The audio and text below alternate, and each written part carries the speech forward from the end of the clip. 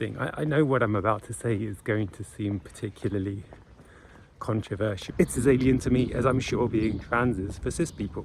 Good morning, everyone. My morning routine consists of coffee and Reddit, two extremely healthy habits that I have been fostering for over many years.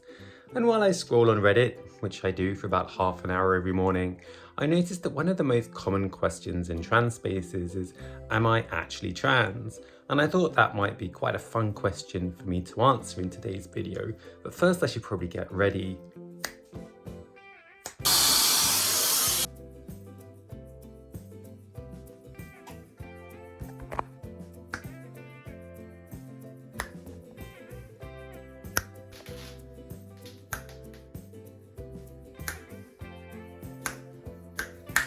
God damn it. So I want to start off with a quick caveat. So I'm going to be talking about my own experiences and my own journey, so to speak. And I have actually been contacted through the years that I've been making these videos by people who wanted me to help them try to find the solution to this question for themselves. And it's impossible for me to really tell you personally, viewer, if you are yourself trans or not. It's, you know, I don't know who you are, I don't know what your experience is with your own gender is, and so all I can do is just tell you how it's been for me, and maybe through that you will see some, might have overdone the concealer today, and all you can do is try to see some parallels between what I'm saying and your own experiences.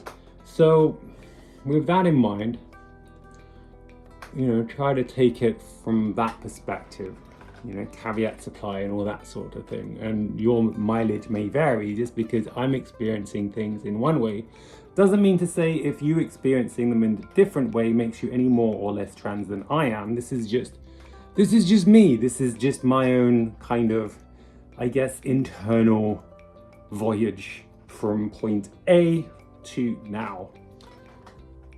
So there's a couple of things that I want to sort of touch on in this video in terms of how I've tried to respond to that question. How do I know that I'm trans? And I think a lot of it is about doubt and worry and questioning whether or not I'm making the right decision by doing all of this. And the first one I want to talk about is let's see if I can get this right, because last time I managed to spray this all over the hotel room. So the first thing I want to talk about is the push and pull effect of gender and what that means for me. And what I mean by push-pull is being pushed away from maleness, I guess you could say, and a pull towards femininity. A lot of people ask and wonder if they are truly trans or whether it's some kind of rejection of, say, masculinity or femininity, depending on whether they're male to female or female to male. And for me, this is quite a difficult thing, or it was quite a difficult thing for me to get past, because, yeah, I really did not enjoy pretending to be a boy or a man at all. There are so many aspects and facets of masculinity, maleness, boyhood, all that sort of thing that not only didn't appeal to me, it outright abhorred it. And I think if you know anything about typical male socialization, you can probably understand what I'm talking about. There's a lot of conversation about male toxicity, and yes, that played a great deal of it as well, but also just the way that men and boys would kind of bond with each other, I found incredibly hard to fit in with. That sort of competitive one-upmanship, that constant need to be the alpha and the dominant person in a friend group, where friendships are less about supporting and helping each other through times of challenges and difficulties and more about just, well, making other people feel much worse about themselves. And I know that this isn't necessarily something that's universal to male relationships, and it's not even something that is even limited to male relationships. It's very much something you'll see in female relationships as well. But I'm talking obviously about generalizations here, because of course I was able to find many boys and men that I would call my friends, and didn't seem to fit into those sorts of relationship dynamics. So I did question and I did wonder whether or not my transness, my desire to be a woman, is mainly derived from this rejection of stereotypical maleness. Meanwhile, when it came to the pull of gender, that is being, I guess, attracted to, in the same way that you would say that positive and negative charged atoms or magnets or whatever are attracted to each other, that desire or drive or whatever you will call it to be woman, that's been something that's always been present in my life. And whenever I have presented in a more female way, even as far back as I can remember as a child, I don't think I'd ever felt as happy or as comfortable as when I was in those positions. And yes, there was a lot of other things tied in with that as well, by which I mean touching myself. I didn't do that until into my late teens or 20s. I never explored my bodies like a lot of teenage boys do. And I was always told this is what is normal teenage male behavior. And it's something that I never really indulged in myself until many years later. And I found that in many instances when I did that, it would be when I was presenting as female. There was something about taking on a female identity that I found incredibly exciting. And we're going to get to this little doozy later in the video. But it was a constant question in my mind. You know, am I drawn to femininity because I am, in actual fact, female and a woman, or is it just a complete rejection of masculinity? Now, as I said, I've been at my most comfortable when I've been like this. And that doesn't always, or never always, escalated to the point of extreme pleasure, let's say. A lot of the time it just presented as just comfort, you know, like I would often take days off school where I would just dress up in my mother's or sister's clothes and just hang out, watch movies, eat a pizza, pretend to be sick so that when my parents came back, I could still cling to that excuse as to why I hadn't gone to school on that day. And it was much less about seeking the kind of excitement and joy that I'll go into in a moment, and much more about just taking the pressure off. I was always so unhappy as a teenager, and looking back, it was primarily because I was going through puberty, male puberty, and it was really upsetting for me. And I mean, there were other reasons as well why I was unhappy as a teenage boy, but all I could do to get through that period was to take these little moments, as many of these oases of happiness and calm as I could possibly find. And then through that I could then like face the world and reality. So in other words, as I embraced more feminine things, it's become more and more clear that this is who I am. It's not a rejection of something, it's an acceptance of who I actually am. And the fact of the matter is, I don't think I've ever been as comfortable presenting and existing in a certain way. And this includes the women's spaces that I've been invited to, such as the bathrooms or changing rooms at yoga. And it's just been a remarkable couple of years, really, discovering that reality. There is, of course, one more thing that I haven't actually ever covered before or talked about on this channel. And it's the second and perhaps one of the most major reasons why a lot of people question their transness or something else. And as I said before, I didn't explore myself or touch myself at all until much later than is probably normal. And I found that when I was presenting in a female way, when I was a teenager in my early 20s, find that an incredibly exciting experience. Exciting in every way, let's say. And with that came a lot of shame, a lot of guilt, a lot of disgust, a lot of confusion.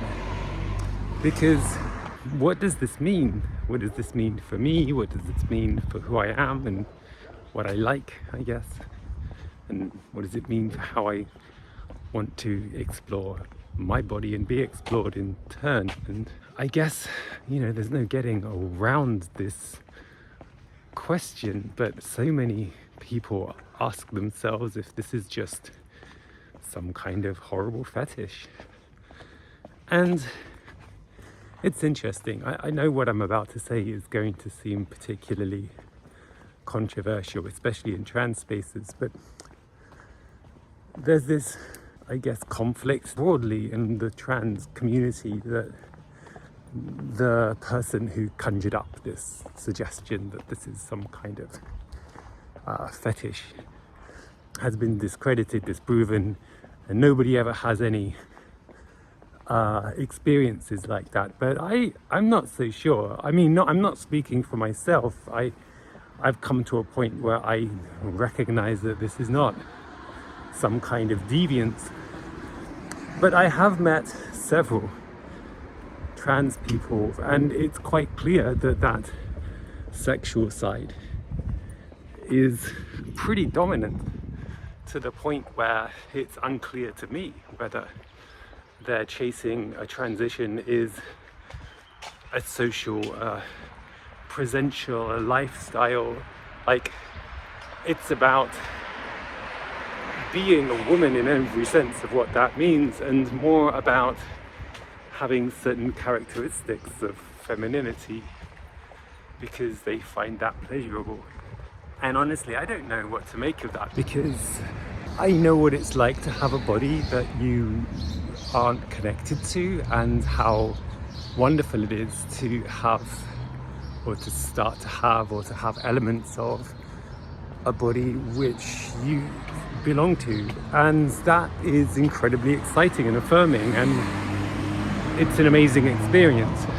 I also know that it can be quite difficult to talk through these experiences if a lot of how you perceive yourself, your worldview, and where you are within the world is very much connected with sexuality. Then that's just the frame and the lens through which you're going to explain and describe your experiences. But all that being said, it's hard to get away from the notion that it is just about that side rather than everything else. And that's not to say it makes them any less trans than I am.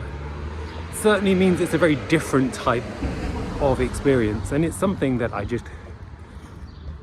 it's as alien to me as I'm sure being trans is for cis people.